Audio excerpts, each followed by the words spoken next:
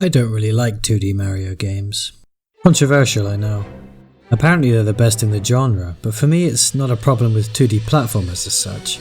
I'm a big fan of a lot of them, from Donkey Kong Tropical Freeze, or the easygoing Yoshi's Crafted World, to Metroidvanias like Hollow Knight, or Ori, or even niche indie affair like The Swindle or Risk of Rain, all apparently aping to a greater or lesser extent this slippery plumber on a never-ending quest to save his girlfriend.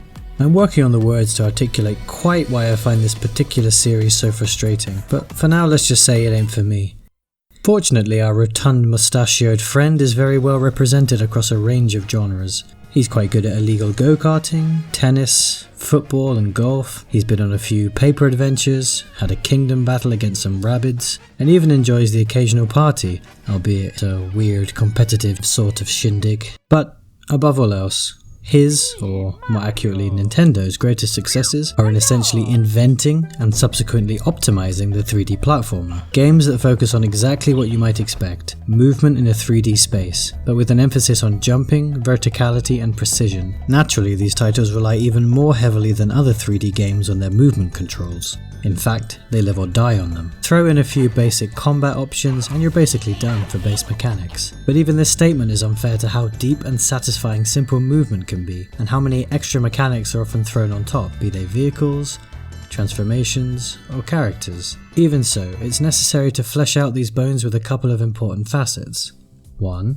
The thing's gotta be nice to look at, which is why realism and art style is typically thrown out of the window, often followed by a fancy particle effect. We can also assume, at least traditionally, that cartoon art styles are chosen to appeal to families and children, but to be honest, I quite like them too. The second facet stems from the fact that get-to-the-place style objectives are a tad simplistic, and therefore it's necessary to construct either a non-linear and thus easygoing, explorable 3D space, or else a difficulty-focused gauntlet. It's the former that I want to focus on, especially with regards to Super Mario Odyssey. How do we gauge progress in non-linear levels? In a word, checklists. But specifically checklists of unique objectives that can be tallied or collected, if you will. A collectible. Hiding collectibles is therefore desirable in order to encourage the aforementioned exploration, and I'm nearly finished stating the obvious, I promise. This particular design philosophy has earned the disparaging moniker of collectathon, and that's not entirely unfair, an allusion to the cheap yet enduring pleasure of watching numbers go up and watching puzzles get finished, as well as the time commitment involved. It's interesting how much general disdain the 3D platformer genre, and particularly collectathons, accrue for the most part. King Mario's jaunts obviously notwithstanding, genre staple Banjo and Kazooie seems to only have a cult following, particularly in the UK for some reason, and exempting their recent remakes, Spyro and Crash Bandicoot died an ignoble death a long time ago. Obvious drawbacks, such as the aforementioned precision required, early 3D camera problems, proclivity to cartoonish art styles, and a strange difficulty disparity between walk in the park easy and brutal trial and error time sponges are all valid ammunition for gamers who just don't care for them. Further evidence for this relative unpopularity is simply the dearth of the genre over the past couple of decades. You can count the truly new examples on one hand. It's a pretty obvious conclusion that gamers who are today the age that I was when these games were popular just aren't as into acrobatic exploration, novel mechanics, and checking off a shopping list. I guess they'd rather slot some bastard, or else run around grey mountains pretending to be a man who is in turn pretending to be a dragon. As I said at the start, I have a similar disdain for the generation before mine, fiddly, quarter-hungry garbage that some of it is, as well as those after. I just can't see a time that I'll get the hang of the imaginary Lego that is Minecraft, or its shootier cousin Fortnite. No way, no how. Maybe, genuine classics notwithstanding, we are all a little locked in time. We imprint on the media we know at a tender age like a hatchling on a mother bird. I mean, how else do you explain having the patience to do this nonsense from the start each time? Or bothering to learn how to build a shed under gunfire? Or for that matter, having the sweaty patience to get up and do this over and over again? I've said it before and I'll say it again. Nostalgia is an overwhelmingly powerful mental motivation. But it seems clear to me that for a game to truly earn a lasting reputation, it will have to appeal to gamers who come at it as adults. Sometimes taking a game out of context like this might seem unfair, but it is relevant to the experience of most people should they choose to play it after its heyday. Fortunately, most everyone agrees 3D Mario games are some of the best in show for each year they've released. So let's have a quick look at Mario's most recent adventure, his Odyssey. If 64 is a tenth's first articulation of a genre, if Sunshine captures the fun of a water fight on a beach holiday, and if Galaxy feels like an orchestral acid trip across the universe, then for me Odyssey is trying to inspire not the feeling of adventure as the title might imply, though it does an admirable job of that too, but something akin to pure, mindless, childlike joy, like you're a Roman emperor and Nintendo just want to keep popping grapes into your mouth. Not a statement to pass unqualified, so let me explain the ways how Super Mario Odyssey encourages thinking less and feeling more. One of my favourite new design decisions, and one that was a long time coming, is the abolition of a live system. In Odyssey you can fall, get flamed, charge and chucked, or beaten without the threat of having to repeat long sections unnecessarily. Checkpoints are super generous. The only consequence for sloppiness is losing a few coins. This results in much less stress, and an opportunity to experiment as you learn the moveset and the limits of the levels, while still providing a semblance of threat and a resistance to progress. Losing coins that you've been saving up to buy all the things with is not a good thing after all, but it means that while individual challenges might be tough, there's no realistic limit on attempts, and you'll never be unceremoniously kicked to the title screen, a concept that as a rule I find antithetical to fun and engagement. My next favourite aspect, one you may have already picked up on, is the frankly ridiculous number of costumes, hats and therefore combinations of the two. I don't know why, I usually find cosmetics to be among the most facile of rewards or collectibles, but there's something so satisfying about the self-expression available here. Perhaps it's in the subversity in redressing arguably the most iconic video game character in the history of the medium, although it's a testament to his design and ever-increasing fidelity that he still looks recognisably Mario-esque.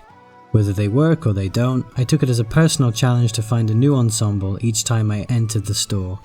Of course, the star of the show, aside from the ever more refined movement, which is at once more complex than ever before and yet possibly the easiest to master once you get certain rhythms down, are the numerous and totally unique transformations. Starting with this mad trippy cutscene and progressing to include most of Mario's classic enemies, these take the throwaway mechanics I mentioned earlier to a totally new stratosphere. Each level has at least one new object or creature to possess, complete with a gamut of easy and then escalating challenges. What's so impressive about this is how these challenges are only fun because the movement and controls for each of these transformations are as tight and well considered as the controls for Mario himself. Although, crowbarred motion controls are nobody's favourite thing, are they? The variety and imagination on display is admirable, and keeps each level feeling very fresh, if the fantastic art design and strong themes hadn't already done that for you. They also represent one of the more interesting examples of collectibles on offer, and finding some of the secret ones is especially enticing. And yes, the final piece of this puzzle are the collectibles themselves, and my god there are a lot of collectibles.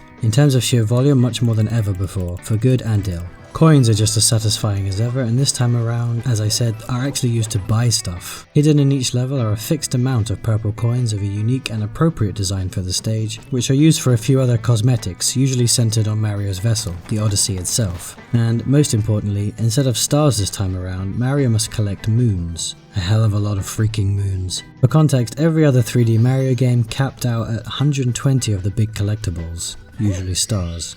Odyssey technically has more moons than it's even programmed to count if you buy them from the shop, but if you go by the actual objectives on the checklist, then we'll say 880, the total needed to qualify for the 100% category speedrun. This means that you're practically tripping over the darn things the second you leave the Odyssey, under every rock and behind every tree. That's an exaggeration, but what I can say is that if and when you find a unique interactable object, you can bet your bottom dollar there's a moon lurking somewhere nearby. This might seem a little cynical, but I think the idea here is to make a big deal out of each moon to make the player feel accomplished every time it happens. The cutscene, the flashing lights and the music swell all serve as a micro dopamine rush, a pat on the back. The trouble is, as other cynically minded folk would attest, if you're awarded too often and for too little, you can either turn into a spoilt entitled idiot, or else you might start to doubt the honesty of the entity doing the rewarding. Gratefully, not every moon is so straightforward, though there is in my opinion an excellent and optional in-game system for getting some help filling out the checklist, aided by this parrot and your map. Despite this, 100% completion is no easy task, and I myself gave up at the point where I was scouring the larger maps for purple coins I had no reasonable idea how to find. There's an important learning point here. Exploring whilst fulfilling a mixed set of known and unknown objectives is, at least for some people, a satisfying experience. Searching a haystack for a needle is not. Before we get carried away with this overwhelming positivity, there is one major and some would say critical drawback to all this joy. Super Mario Odyssey just isn't a game that stays with you. It goes just as easily as it comes, washing over players and leaving no lasting impression, like a pleasant gentle breeze. Sure, I remember the levels, the bosses, not too fondly, and various set pieces, but thanks to its sheer size, the repetitive nature of a lot of the challenges, and the amount of moons available, the actual game part, while fun enough, is rather unmemorable. This isn't helped by being rather easy. Indeed, there's virtually no friction at all in the vast majority of the pre-post game. Having said that, the pre-post game is only half of this game, as Super Mario Odyssey does an awful lot of backloading. A huge percentage of its total moon count is only available in the end game. Maybe we need better names for these things. The few end game challenges that are frustrating and thus memorable are not exactly the best spokesperson for the game. It's just as well then that Mario Odyssey leaves such a gentle feeling of joy, because although it's a fantastic game, it's a strangely safe articulation of a concept the series once pioneered. I have to assume that my gaming background and my childhood has given me a lot of patience for this type of experience, but I would still recommend essentially anyone to at least try Odyssey, because it wants to please you very much, like a doggo in video game form.